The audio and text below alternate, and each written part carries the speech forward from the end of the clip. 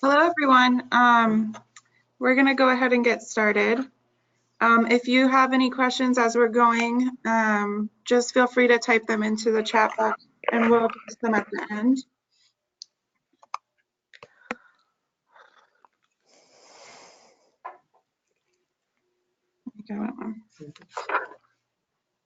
So we're just going to start with introductions. This is Liza Duchesneau talking. I'm at the Center for Housing and Health.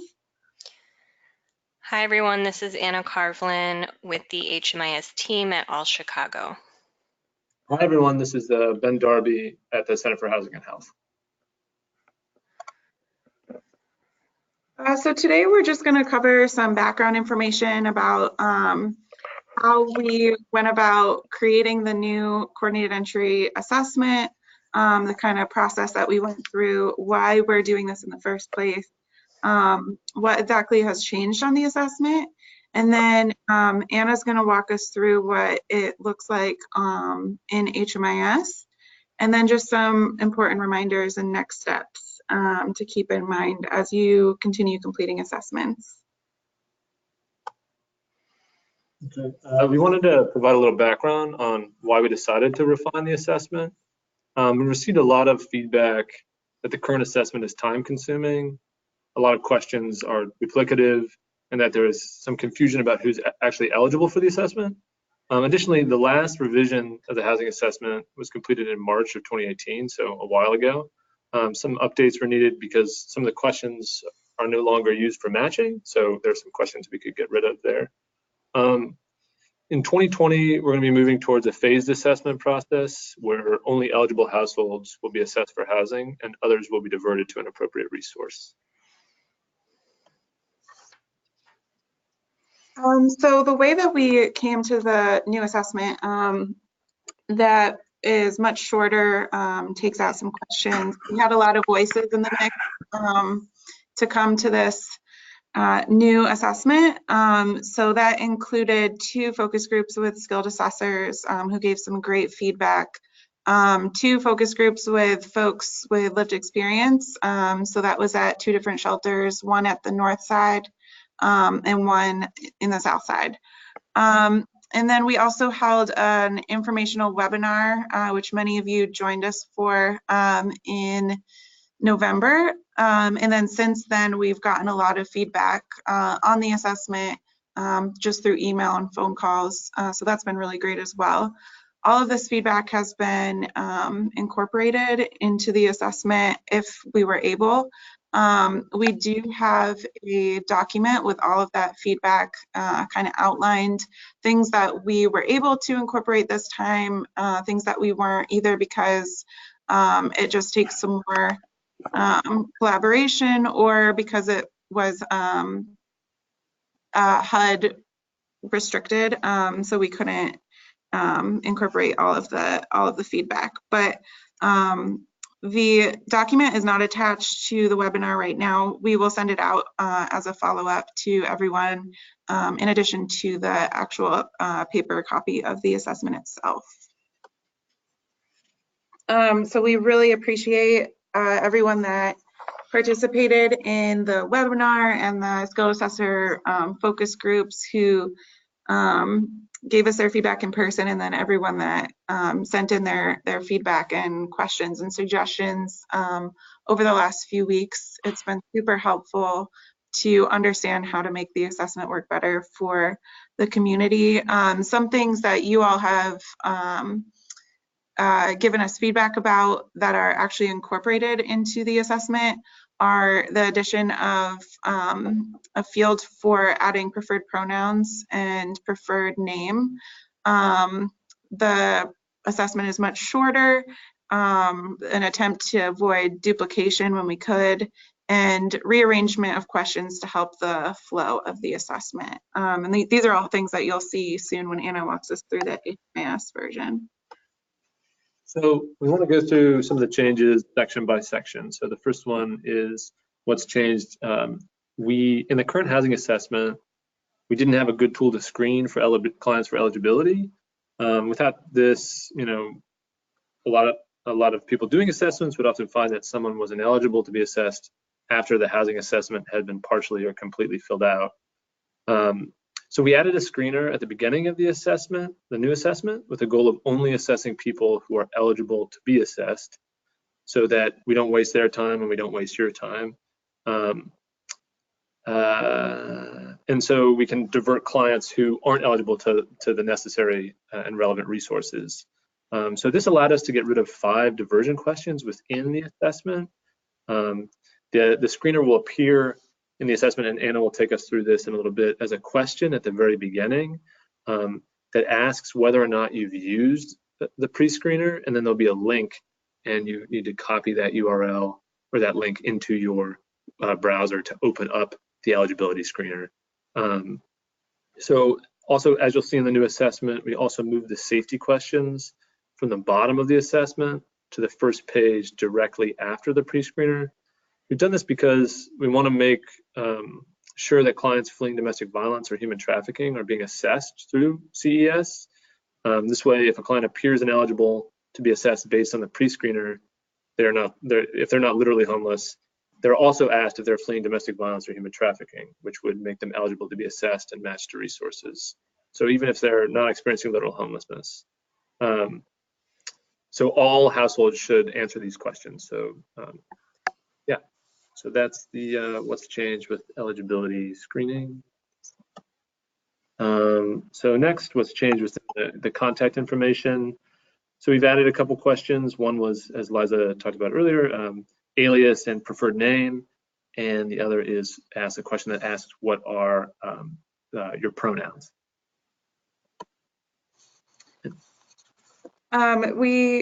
I think this. Yeah. So in the veteran section, we removed a couple questions and added one question. So we removed the question on eligibility for veteran healthcare because it's self-report, and it hasn't been super helpful for us to match to HUD-VASH resources, so we took it out. We also removed type of permanent housing intervention offered, because assessors who are not SSVF grantees always select others, so it was also not super helpful. And we added information on the CRC and the Veterans Hotline to the assessment, as well as the main point of contact for veterans for CES, her contact information into the assessment as well. Okay, now it's my turn. So we changed a lot within the housing and homelessness section. We removed a handful of questions. We removed 4 follow-up questions about the applicant's length of stay in transitional housing, residential facilities, or housing that was meant to help determine eligibility. So all those caveats to literal homelessness, you know, if someone has stayed in jail for less than 90 days, those types of questions, those ones were removed because they can be captured in the eligibility pre-screener. So that information is information the assessor should know before moving forward with the assessment to determine whether someone is actually eligible for coordinated entry. Additionally, we decided that there only needed to be one category for youth ages 18 to 24, and that is age 18 to 24 and unstably housed. So we took out that category and determined that the category that would stay is at risk of homelessness. So everyone assessing youth will select at risk of homelessness, and that will be enough information to identify youth for youth transitional housing. This has a lot to do with the rollout of diversion as well. So the people that will be actually assessing youth will be youth providers who will be trained in understanding these different categories for youth. And then the Catholic Charities diversion call center. So the folks that are doing assessments with youth will have a clear understanding of what all of this means, and other assessors will just select at risk of homelessness and then call diversion, the youth diversion hotline with the youth that's in front of them. And then we converted the question on whether a family is unsheltered and staying with children into a note asking that if that is the case, that the assessor please call 311 as there is shelter available for families who are unsheltered with children. In terms of income and education, that was asked to match people to a specific program that no longer requires the same eligibility criteria. So we did remove that question. The question on whether an applicant is worried about income affecting their benefits or housing, that was collected for research purposes and wasn't used for matching, so we took it out.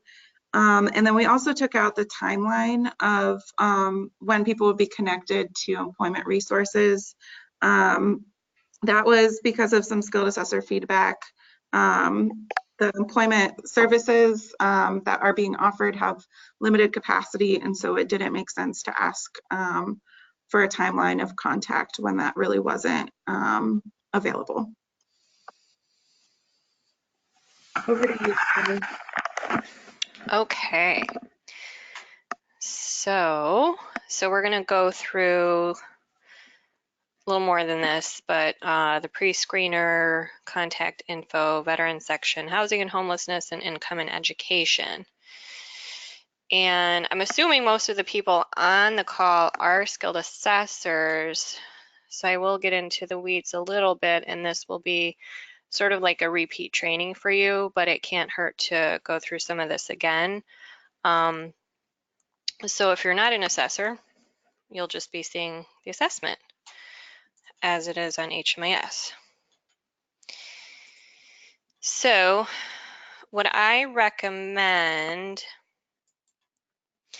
is having several windows open or as your favorites. So I would have the skilled assessor workflow open. I would have the client consent and supplemental ROI open. Now we have this new page, the CES assessment eligibility pre-screener, which really you should look at well before you open a record or start a client, like create a new record for a client, but definitely before you input them into CES. I would have the housing history tool article open, and that's it. And then, so when I go to service point,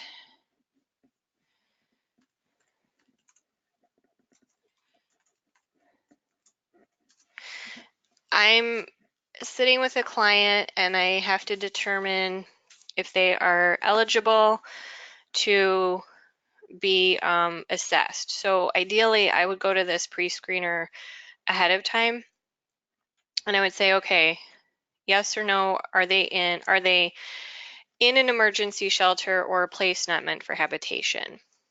Okay, are they in jail or prison?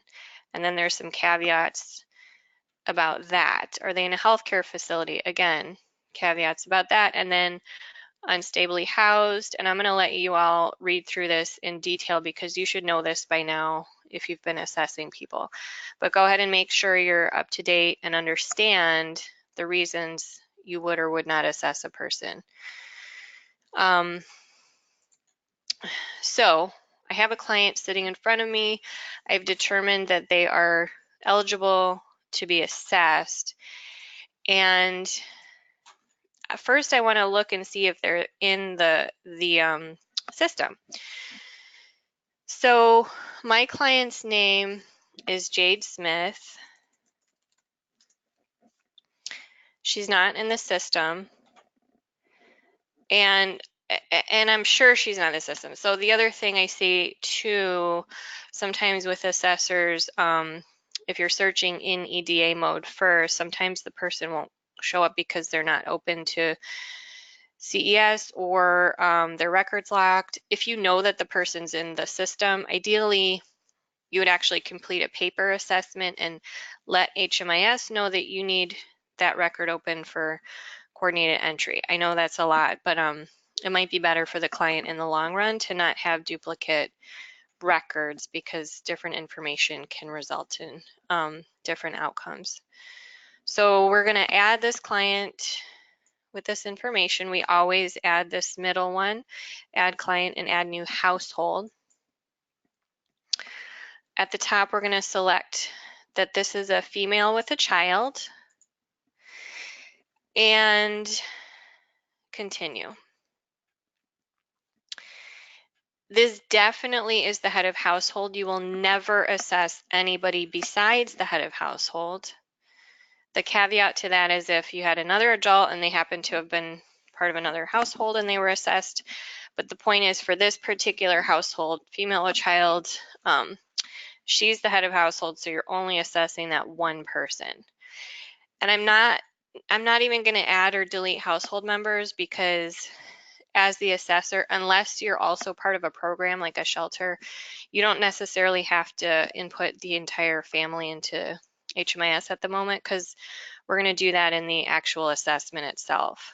So again, the caveat to that would be if you're in a shelter, you're going to add the whole family, enter them into your shelter program, and then maybe go back and enter them into CES. And in that case, you would only enter the head of household. You wouldn't check off all the kids as you do your entry. So yes, they're the head of household. So now you've got your household. We are going to enter them into coordinated entry. No, we're not. We're going to go into EDA mode first. So this is for 90% of the assessors, you will have to go into EDA mode. But if you have your only project is 1474, you won't have to go into EDA mode. So if I was creating the client and I know that that person's only going to be in the CES project, I would have gone into EDA mode to create the client, but oftentimes many of you will have put them in another project and then you have to go into EDA mode to add them to coordinated entry. So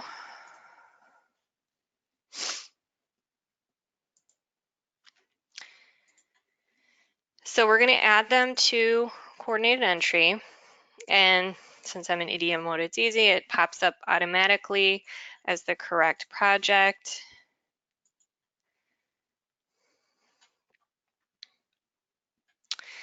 And then here's the assessment. So you'll notice some differences. This is the first question that'll pop up. Assessor, did you complete the eligibility pre-screener before opening the client record? If not, please visit this. And like Ben said, you actually have to copy and paste it. We can't put a URL in there. We can't put a hyperlinked word. So you're just going to have to copy and paste it. Hopefully you'll just get used to it and you'll know everything that's on there. You won't even have to refer back to it. But yes, definitely you want to have done that. Client consent for data sharing. Before you, the other thing you wanted to do before opening the client record is to make sure that the person is willing to share their information. So you would not have chosen option C for this and then opened their record for coordinated entry. You should know ahead of time that the person is willing to share their information to provide housing and coordinate services, or share their information as a locked file. And so in that instance, the HMIS team would have to open up the file for a housing provider. But you definitely wouldn't want to have created the client record if they just didn't want to share their information at all. So you're going to have the person sign this and you're going to keep it on file. You're welcome to upload this client consent to their record, and I'll show you how to do that, but you don't have to, as long as the client consent is somewhere and you've documented that they agree to share. So yes, they're going to share. And for this person, she decided, well, actually what we learned by talking to her in my fake client scenarios, that she has a history of domestic violence. So while she might have agreed, even if she agreed to just keep her record open, we're actually gonna go back and lock her file.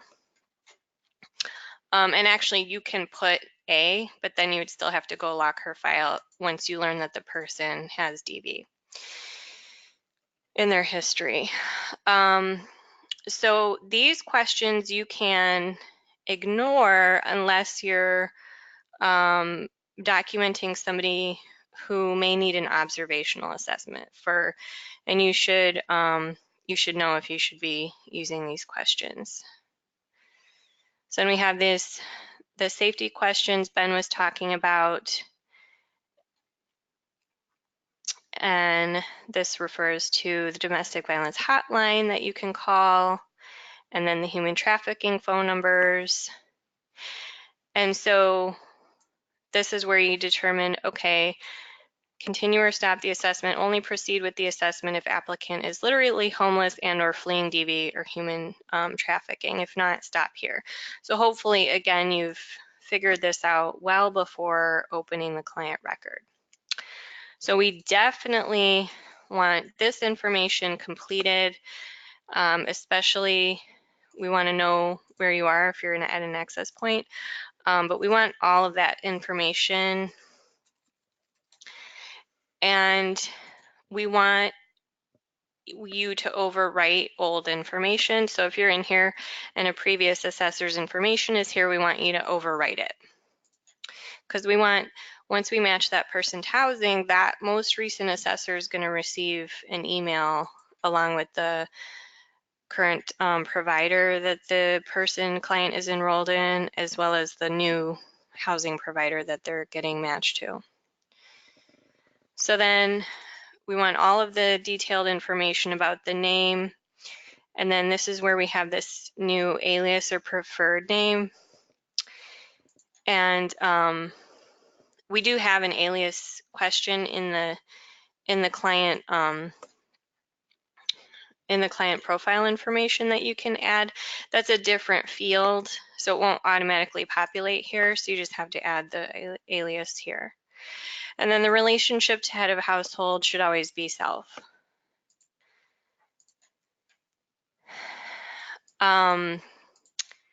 Gender, these are HUD defined. These are the pronouns that we added.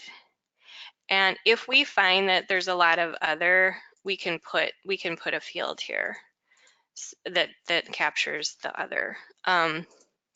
Primary race, ethnicity, etc. We want all of this information in detail. We definitely want contact information because the whole purpose of this, of course, is to house the person. We need to be able to find them once we match them to housing. So as much detail as you can get out of here, the better. And definitely we'd like to get alternative contact information as well.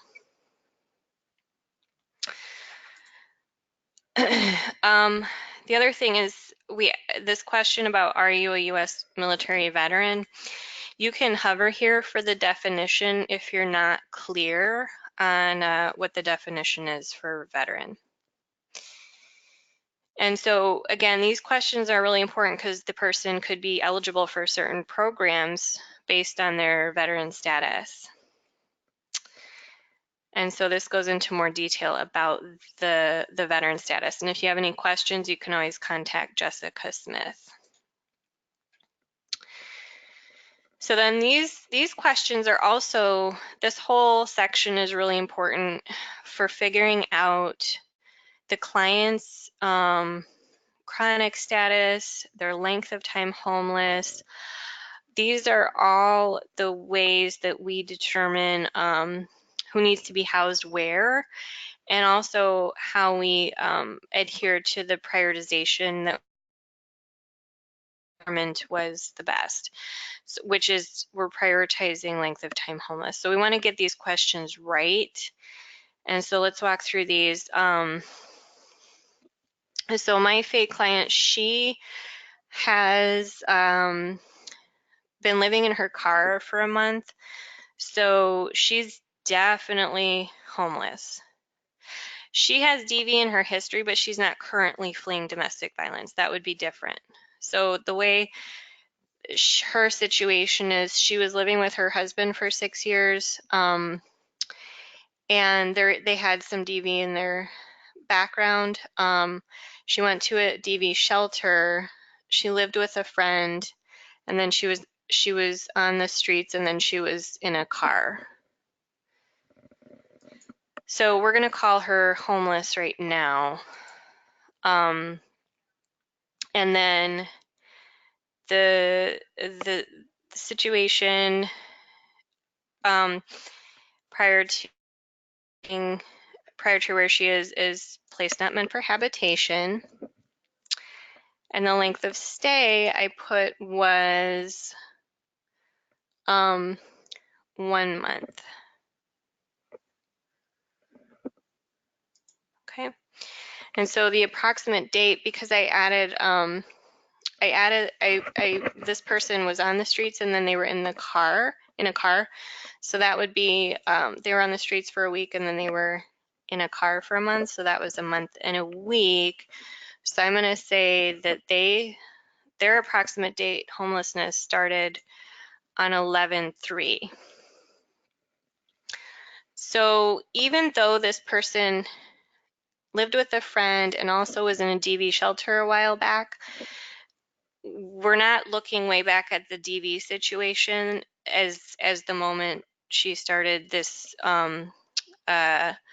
homelessness situation. So we only want to think about the current situation of homelessness when you look at this time. So regardless of where they stayed last night, number of times the client has been on the streets, in emergency shelter, or safe haven in the past 3 years, I've got 2. And then total number of months, I have this current instance of homelessness is a month and a week. And then before she was in a shelter for 2 weeks, that 2 weeks is not in an entire month. So really it was, let's see, 1 month, it was 1 month because we can't count a partial month unless it's the current month, if that makes sense. So if you're looking back, say a year ago, and the person was homeless for 1 week, we can't count that as a month.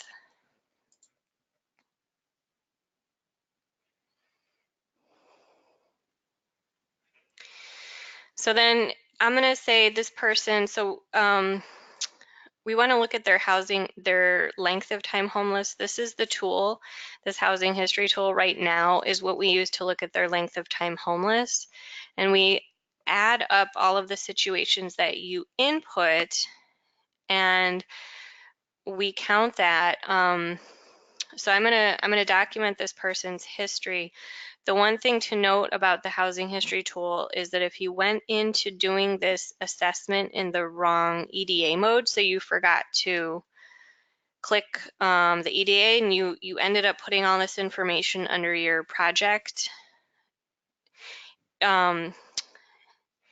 when you come back in here to fix this, you actually need to delete all of the instances that you had put in your initial input because it'll all add up double.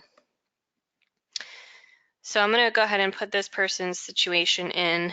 They were with their husband for 6 years, so we're going to say 8, 2013 was the start of that.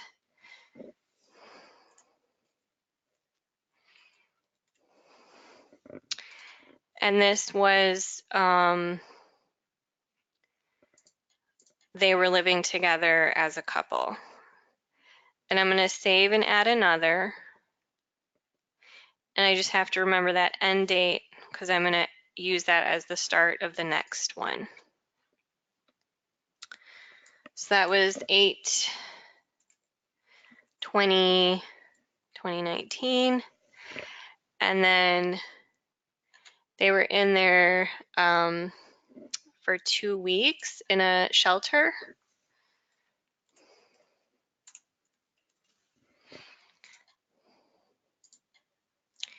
And then I'm going to remember this end date because that'll be the same as the start date of the next situation, 9/3/2019.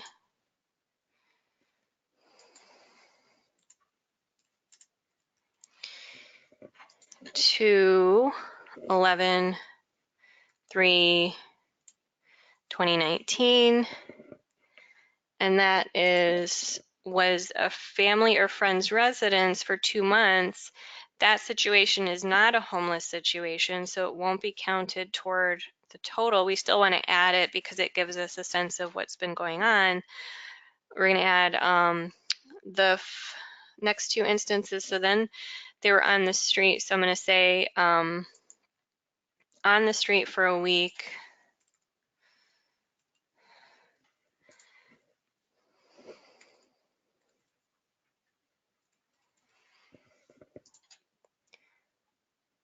So this is place unfit for habitation.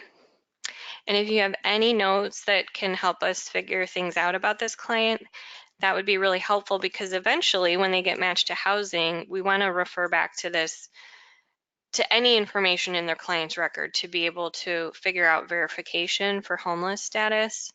So if it can be verified, you want to put any of that information in. And then we'll just add the final situation, which is they're living in a car for a month.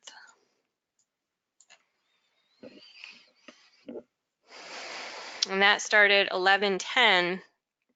And then really important is that at the time we meet them, they're still living in their car. So we definitely don't want to add the end date because the second you add the end date, that stops the counting for this homeless situation. So we're going to leave that open. And a car is definitely a place unfit for habitation. And if you have any information to add there, you would add that. So there you have your housing history tool. You've got all of the types of place added. You have one end date open. You're in the correct EDA mode. This person's housing homeless history will be added with this situation, and this situation for the past 5 years. And that will help us prioritize the person's situation. So this person, for our purposes, has not figured out a housing situation. Whereas that maybe that we're doing outreach and we haven't. They are still living. They are still living in their car. So they are in a place not meant for habitation still, and that's still open. And actually, we said that started 11/10. So this new question with this current situation, just keep in mind that's the new question that HUD is asking for. You do not need to do any of the verification information, and then you can fill out any of this other relevant information. And you wouldn't add another because that's the current situation. Later, if you came back and it changed, then you would just add a new situation. So then these questions are all about getting at, is the client unsheltered? And so you want to refer to the situation where they are. Is this the type of place that you typically sleep? And typically we've defined as pretty much 3 weeks or more. So yes, because they've been there a month. If yes, and selected a situation that falls under place not meant for habitation, ask for the type of place they usually sleep and or of the community in which the individual often engages. So we said that they're in their car. So then this doesn't apply to us right now. So then you can describe the place if you have additional information, and we want to know if there's kids as well. And we said yes. These questions are for CHA pre-screen. We need to know about justice involvement. And then we definitely want to know about the housing composition. So we know that there's, I think I said there's a female with a child, so that's 2. And then we have 1 and 1. And then you can just add the information for the child as well. So this piece is really important. And then this piece is important when it comes time to match. So then this only applies to youth. And then we definitely want to know where the person is willing to live or not live. We want to understand their income and education. And you should all be familiar with these questions about AMI. And then these questions, of course, you don't answer. We've had to keep them in just because of a funny quirk about this system, and we're keeping those questions in. So just keep in mind you don't want to go past those questions. So you can save the assessment, and then, or you can just pop over here, it'll save it too. This, any of these pieces that you didn't answer, it'll encourage you to, and we hope that you go back and answer them. For now, we'll just skip it. So you definitely want to get over to the VI disability. This client scenario, she has had an injury because she had a fall a couple of weeks ago. She's walking around in crutches. So that does not count. That does not count as a disability. So we're going to put a no. And let's just say you're in a real rush. You got to hurry up and fill this out. You're going to fill the rest out later. Definitely get this one question answered. If the client has a physical or mental, emotional, or development disability, HIV, AIDS, or diagnosable substance abuse problem that is expected to be a long duration and substantially limits the client's ability to live on his or her own, you would put yes. But if it's just an injury that's temporary, it's a no. And then because this is a family, you're going to complete the family VI. And I'll let you read through those questions. So these observation questions are just for if you, I mean, you can answer them. This person was able to answer all the questions, and we believe that they didn't underreport their disabling condition. So you would put a no, and you would just answer those questions. So we're gonna save and exit. So because this client had a DV history, we're going, oh, I'm not able to. So what you'd want to do in this instance is, because for whatever reason I'm not able to remove the global viewing, you would email hmis@allchicago.org, and then we'll lock the record for you. Sometimes that happens.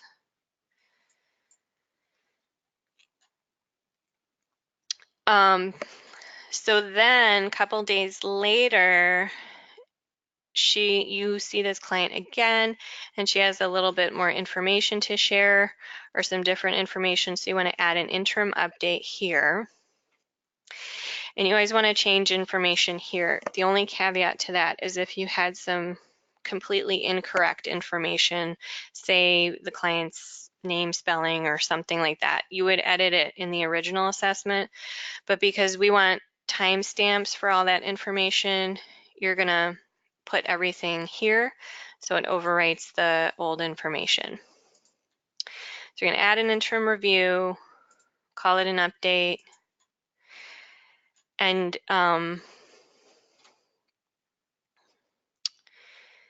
you should be able to see all of the history. Let's just say you're a new assessor. You're going to change that information. And you can see all the history by clicking here.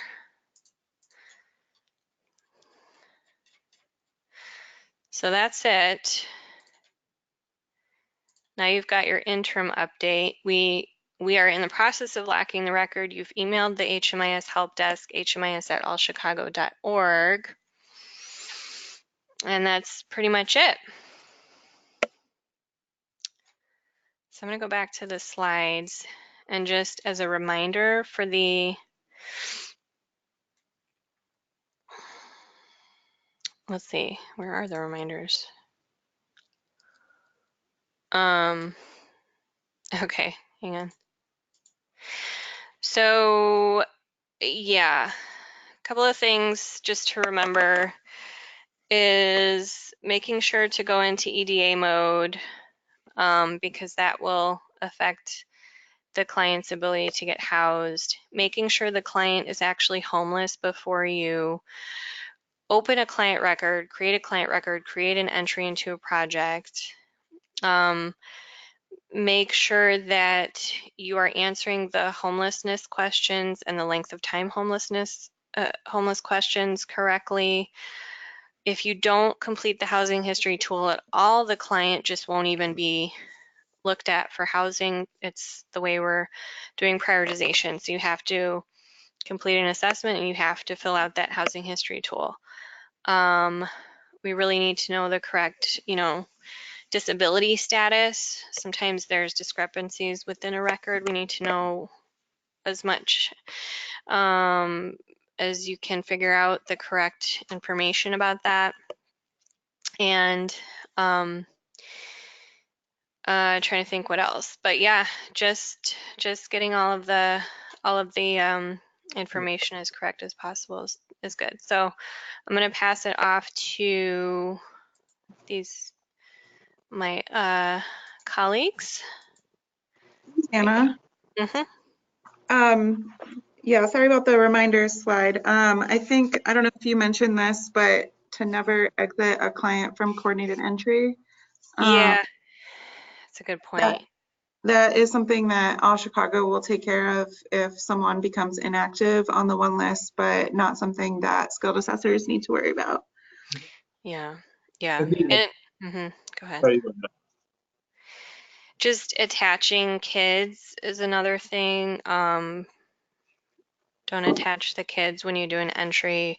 But yeah, the exiting, I've seen a couple, a lot of times it seems to be an accident, but a lot of times it does seem like people are exiting out clients from coordinated entry. Don't want to do that. Just email us and let us know if you think the client is housed. We want to know that, but just email HMIS@allchicago and we can do the exit.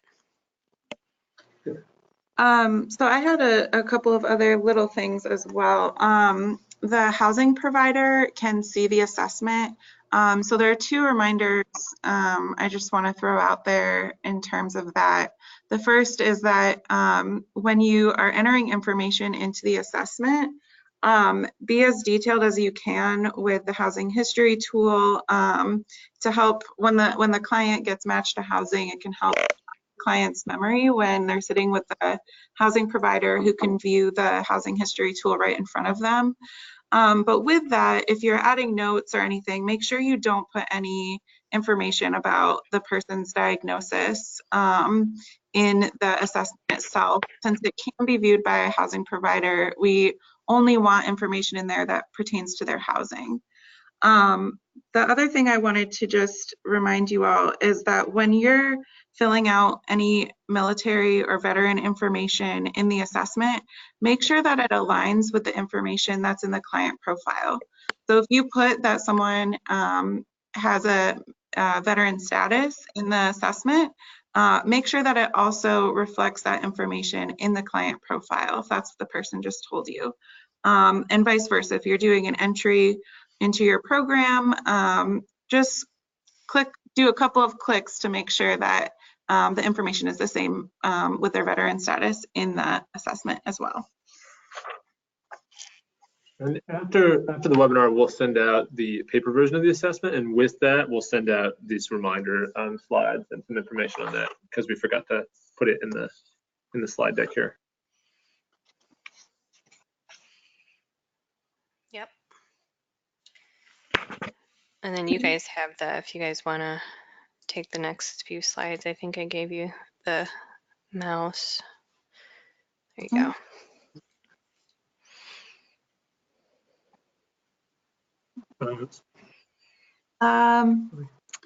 Yeah, so I think we might have already touched on these things, but making sure that any updates that you complete in the assessment is through an interim update, and to overwrite information when you do those interim updates so that the most recent information is what's pulled for the match.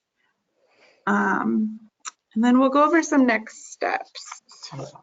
So the assessment is going to go live in HMIS this afternoon. If you'd like access to the HMIS training site, the practice, just email Anna for login information. We're working on some updated handouts to give to clients. We'll have a handout that's available for clients who are eligible for coordinated entry and complete an assessment, and also one that is for folks who are not eligible for coordinated entry with some guides to other resources that might be available. If your agency completes assessments with folks and hands out some sort of handout that you all have created yourselves, it would be awesome if you could send a copy to us at the Center for Housing and Health. We would love to see what's already out there, and see if we can make something that is useful for everyone across the board so that clients are getting the same information no matter where they go. And then we're also going to work on some guides for how to ask the questions that are in the assessment, some scripting, and update that language for you all as well. So that'll probably be early 2020 that all of those new support will be available. And in 2020, we're going to be working on refining the vulnerability index based on community input. We don't have an exact timeline, but we're going to be working on it at the beginning of 2020 with a work group that will have lived experience folks as well as PSH providers, youth providers, families. So we'll be working on it. There'll be more details to come. Just wanted to say that here.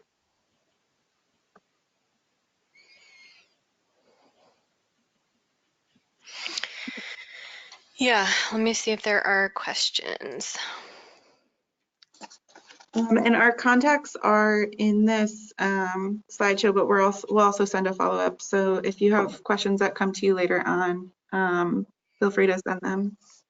Okay, are you saying that we should no longer be assessing youth? That's from Diane O'Connell. Anna, could you bring us to the prescreener? Yeah.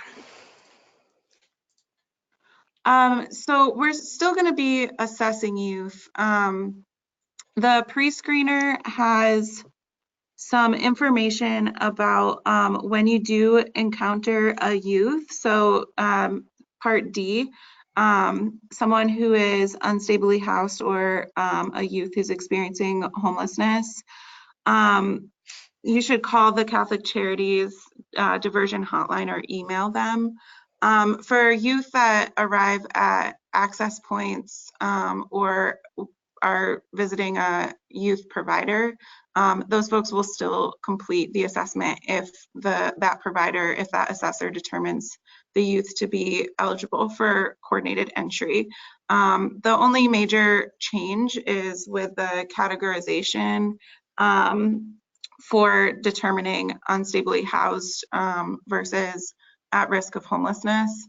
And that was for the questions that were included in the youth sections were to determine who was eligible for transitional housing. And that information can be determined by the diversion specialist. So they'll be able to reach out to youth that are assessed. Yeah, and it's the housing status question, right, Liza? Yeah, yes. So instead of, because this is the HUD defined question, and we used to have a question that our COC just created, and so we took that one out. So now you would say at risk of homelessness if it's a youth, and that person would have still been eligible to be assessed. And as we start using this new assessment, we can offer more clarity around things that might be confusing. So we're still working out the kinks and diversion and trying to implement these sort of progressive assessment tools so that we're not assessing everyone we encounter who may not need the resources that coordinated entry offers.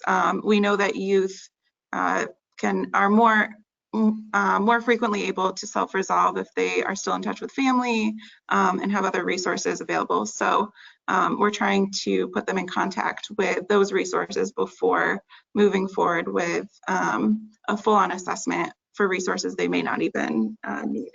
Mm-hmm. So we've got a couple more questions. We've got about 8 minutes left on the webinar. Let's length of stay in previous length of stay.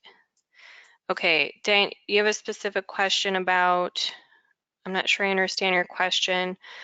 I'm gonna look at that one and I will get to you offline. Oh, somebody said our sound keeps coming on and off. Apologies. And then somebody put, can you explain this section again? That wasn't clear. I'm not sure which section you were referring to. That was Diane, so I will touch base with you after. Okay, here's one. If the night before a lady comes to our shelter, she was in jail for 95 days, but the night before she went to jail, she was sleeping outside, do we still assess her? So you guys can take that. So the short answer is no. If the person has been in jail for 95 days, that does count as a break in their homelessness. If this person is someone that is being entered into a shelter that night, like let's say you work at Olive Branch and that person is coming to the shelter to stay that night, you can go ahead and assess them because they are homeless as they're entering the shelter that night. If you do complete the assessment and put that they, stayed in that situation last night, it will come up incorrectly in our system. So you could email HMIS to let them know. But given that new table that HUD just put in the assessment, the current situation, this might happen less because you're not asking necessarily where did you sleep last night. It's the current situation. So you would put today's date for shelter. But if that person is coming out of jail into a house situation, then no, they are not considered really homeless and shouldn't be assessed. Yeah, and I think I understand Diane's question because the way I had my client scenario was that she's still homeless and she's not going into any new situation as far as I could tell. So that's Right. where the current and the prior were the same. So that typically, that might not be the case for a lot of your clients. They might be coming into a shelter situation, which is where you encountered them to do the assessment or whatever. So the prior is where did you sleep, current's where will you sleep. Well, this client was just continually homeless, so there wasn't a difference, if that makes sense. Okay, so just to clarify, we're asking for where they are sleeping currently, not the night before they came to us. That was Rachel. Do you guys want to take that? Can you say it one more time? Sorry. So just to clarify, we are asking for where are they sleeping currently, not the night before they came to us. And I can answer that too. Yeah, I mean, I think similarly to what Anna just said, oftentimes they're the same. I know when I've done assessments with folks, I usually say, where did you sleep last night? And that kind of get that their current situation. But if you are working at a shelter and that doesn't seem to capture their current house situation, then you can make the determination whether they're literally homeless based on where you know that they're going to stay tonight. If you're in a drop-in center and you don't know for a fact that they're going to stay in a homeless situation that night, I would err on the side of not entering them into the system. But if you are entering them into shelter to say that, then it's safe to say that they are facing literal homelessness. Mm-hmm. Yeah. Okay, I think there's this one question, I'm not sure what, okay, so Hannah, you were asking, is the housing history section in the black part of the veteran housing section are separate? Do you guys understand that question? I'm not sure. Hannah, you might have to get to us after about that. Yeah. I'm not sure, but I think I answered Diane's question, so I won't get to you offline. Is there any other questions in our last 3 minutes?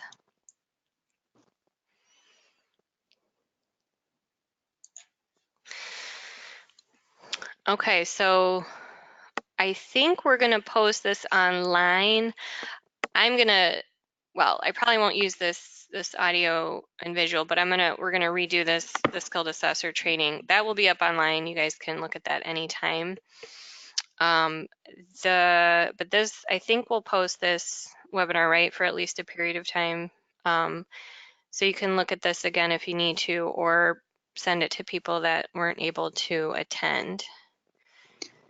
If you start completing assessments and there's anything really major that you see that should be corrected or that you don't understand, please don't hesitate to reach out to Ben or myself or Anna and let us know, and also continue to ask questions. Yeah.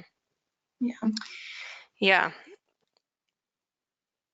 All right, well, thank you. So like I said, this is going to be live before I leave today.